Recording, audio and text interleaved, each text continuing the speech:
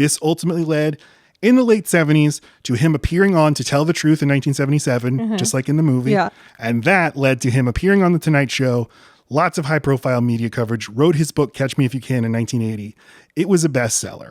Now, you might be thinking, that doesn't seem to match up what happens in the movie at all. Right, but I always notice it's based on a true story. So I was like, Well, here's inspired. It's inspired by. Okay, but he was literally in prison during the time that he was supposed to be doing all the stuff that happens in the movie. And that's because nothing that happens in the movie is real. This is all bullshit. What? Wait. What? But wait. What? Catch Me If You Can, Steven Spielberg, Leonardo DiCaprio are also victims of Frank Abagnale's con. Shut the front. It is all a lie. Stop it. Frank Abagnale never pretended to be a doctor. He never pretended to be a lawyer. He never traveled the world as a fake airline pilot. He never passed $2.5 million in faulty checks. He never escaped from an Atlanta prison. He never worked as a security consultant. He never worked for the FBI. There is no Carl Hanratty. It's all a lie. What the fuck? Yes. Okay. My source for this is a book that came out in 2020 called The Greatest Hoax on Earth, Catching Truth While We Can by Alan Logan. If you're interested in this story at all, read this book. This book is a blast. Dang, bro. And you're like, 2020, that must be when they debunked his claims. Okay, that's when the story came to light. Nope. Since the 70s, newspaper articles would appear. People would appear at his conferences and say, he's not telling the truth. This is all very easy to debunk. You say you taught at BYU. We called BYU. They said, no, you didn't. You need like 2 ecclesiastical references to teach at the college. You said you were admitted to the bar in Louisiana. Nope. No record of that. You said you worked at as an assistant attorney general for the state of Louisiana. No. And he would always be like, well, they're embarrassed to say that I did. You know what else? If you like, there's videos on YouTube that are like fact versus fiction, Catch Me If You Can.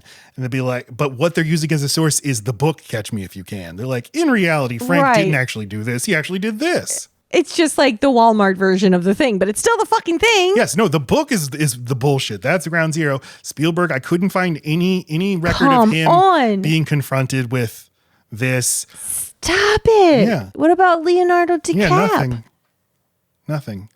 All right, let's talk about the development of the movie. Because this is what being conned is. It's shameful. Yeah. What about Tom Hanks? No, nothing. I didn't look. If it exists, I didn't find it. And like my attitude about history-based movies is I don't care if you don't get the history right. This is a little different because it's like the FBI part was important to me. For some reason, going to jail and then vindicating yourself and Hanratty existing all kind of mattered to me. What I had always heard was Hanratty's a composite character, which is like, yes, okay, that makes sense. It's not the same guy. But, right. And he actually was close with an FBI agent. But no, none of that is true. But this isn't getting the history or like the dates wrong or making composite characters. This is the very premise doesn't exist. Yes. And not in a Fargo way where you just pretended like this is real. Right. You were also the victim of a con. You sold us this story and it had adoring fans for years because it's part of it mattered that it ends. Those 3 paragraphs at the end of the movie do so much for it. It's just like, wow. Mm-hmm. I just felt all those feelings and it's real. Yeah.